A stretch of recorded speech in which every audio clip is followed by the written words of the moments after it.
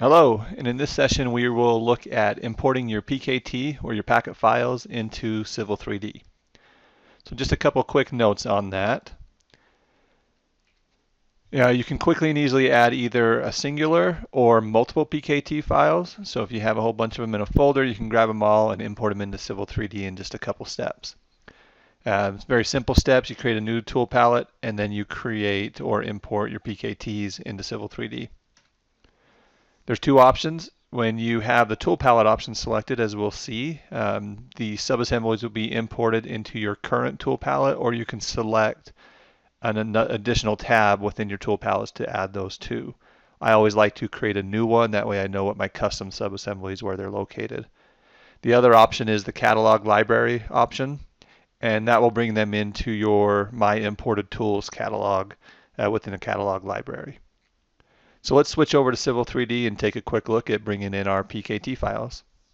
Okay, so I'm here inside Civil 3D. I'm just going to grab my tool palettes here on the right side.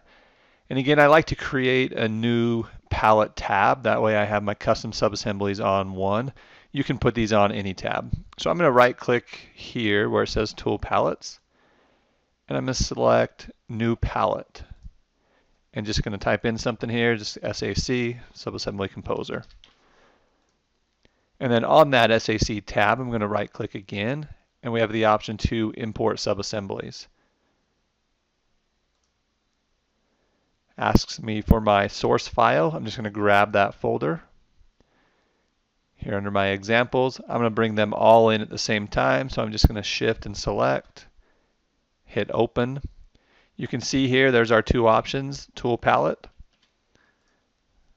and catalog library, my imported tools. We're going to choose the tool palette, and it defaults to your current tab, and again you can select that and put it on any tab you want.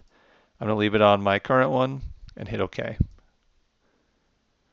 takes just a second, and if we look at that, you can see that our sub-assemblies have been imported in.